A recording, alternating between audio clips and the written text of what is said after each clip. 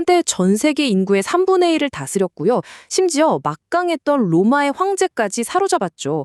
그런데 더 놀라운 건 정복한 사람들의 신까지 존중해주는 관용이라는 힘으로 초강대국이 됐다는 겁니다.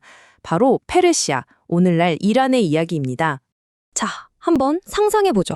지금은 2026년 3월입니다. 이란의 심장부에 갑자기 폭탄이 비처럼 쏟아져요. 그리고 최고 지도자가 관저에서 사망합니다. 오늘 이야기는 바로 이 아찔한 상상에서부터 출발합니다.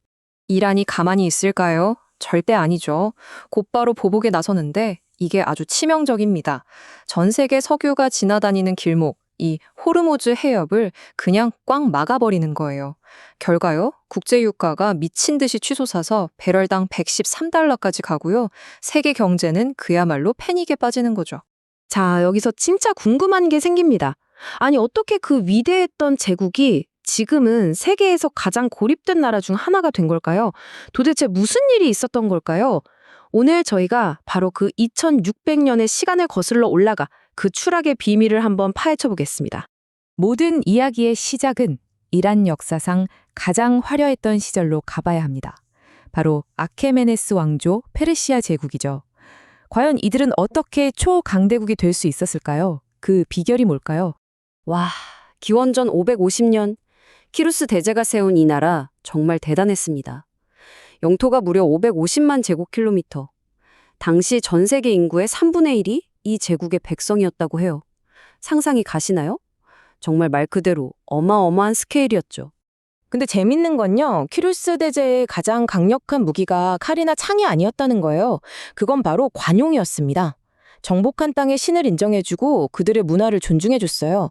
생각해보세요. 힘없는 사람의 관용은 무시당하기 쉽잖아요? 하지만 세상에서 제일 강한 사람이 베푸는 관용은 차원이 다르죠. 진심 어린 충성을 이끌어내는 겁니다. 바로 이 힘이 제국을 무려 220년이나 지탱해준 원동력이었어요.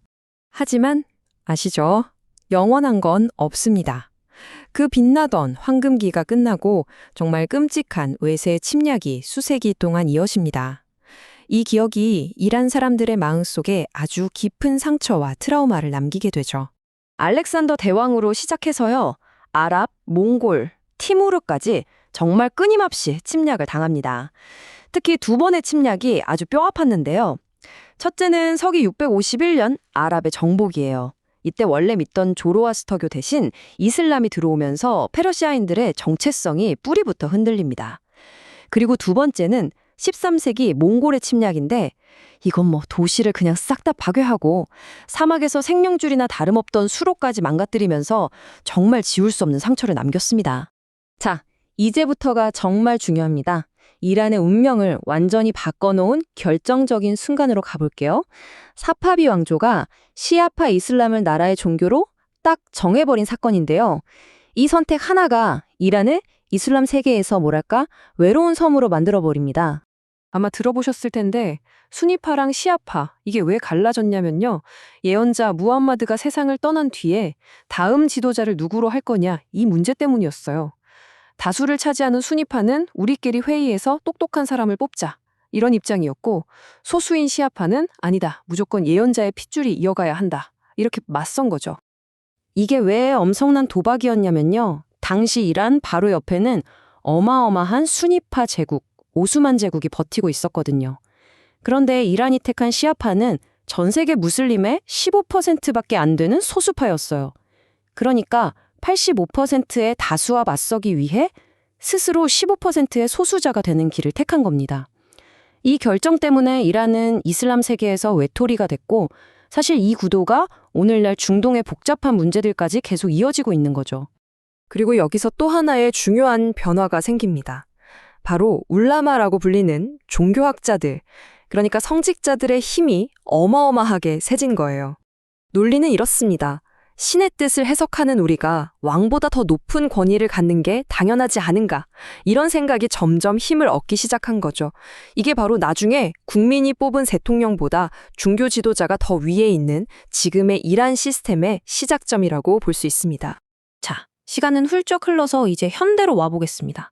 서구 열강들한테 이리저리 시달리고 또 당시 왕이었던 팔라비가 밀어붙인 서구식 근대화, 이게 쌓이고 쌓여서 결국 1979년 이슬람 혁명이라는 엄청난 분노로 터져나오게 됩니다. 근데 이거 아시면 정말 깜짝 놀라실 겁니다. 혁명이 일어나기 직전인 1977년에 이란이 우리나라보다 3배나 더 잘 살았다는 사실 말이에요. 당시 1인당 GDP를 보면 우리가 비교가 안 될 정도였어요. 와, 지금 생각하면 정말 상상도 안 되는 완전히 반대의 상황이었죠.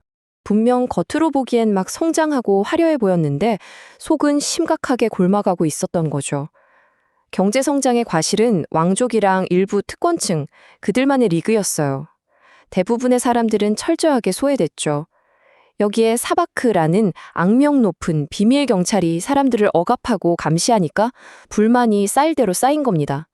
결국 이 모든 분노가 아야톨라 호메인이라는 구심점을 만나서 한꺼번에 폭발해버린 거죠. 혁명이 성공하고 이란은 이슬람 공화국이라는 아주 독특한 시스템을 만듭니다. 그리고 이 시스템을 지키는, 어떻게 보면 이 고립을 수호하는 가장 강력한 집단이 등장하는데요. 바로 이슬람 혁명 수비대 IRGC입니다. 이란의 권력 구조는 뭐랄까 겉으로 보면 민주주의처럼 보여요. 선거도 하고 대통령도 뽑으니까요. 하지만 결정적인 한계가 있습니다. 국민이 누굴 뽑고 싶어도 그 전에 헌법수호위원회라는 곳에서 후보들을 싹 다 심사해요. 그래서 자기들 체제에 좀 위협이 될 것 같은 사람은 아예 출마조차 못하게 막아버리죠. 그리고 이 모든 구조의 꼭대기에 신의 대리인이라고 불리는 절대 권력자, 바로 최고 지도자가 버티고 있는 겁니다. 아까 말씀드린 이슬람 혁명 수비대 IRGC는 그냥 군대가 아니에요. 이란 경제의 40%를 손에 쥐고 있고 석유 계약은 70%나 가져갑니다. 심지어 의회까지 장악한 말 그대로 국가 속의 또 다른 국가인 셈이죠. 근데 여기서 정말 무서운 역설이 생겨요. 전 세계가 이란을 제재하잖아요. 그럼 정상적인 무역길은 막히겠죠? 그럼 누가 돈을 벌까요? 바로 밀수 통로를 꽉 쥐고 있는 혁명 수비대입니다. 그러니까 제재를 하면 할수록 이들은 더 부자가 되고 힘이 세지는 이상한 구조가 만들어진 거예요.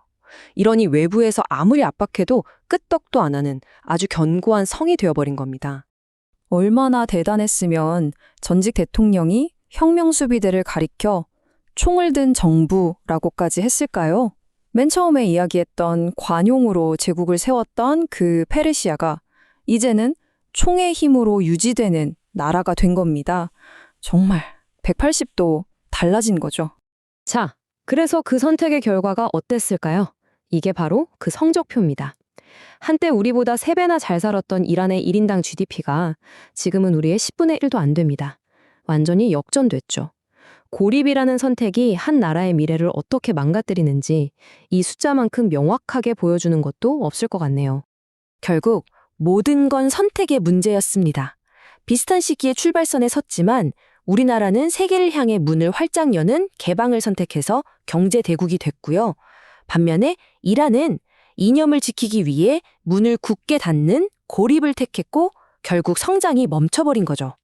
2600년 전 키루스 대제는 관용으로 제국의 문을 활짝 열었습니다.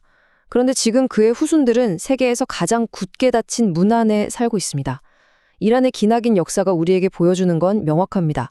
문을 닫는 순간 제국은 추락한다는 거죠. 그래서 마지막 질문은 이것입니다. 과연 이 거대한 역사의 무게를 짊어진 이란 국민들이 스스로의 힘으로 그 닫힌 문을 다시 열 수 있을까요? 그 답은 오직 시간만이 알고 있을 겁니다.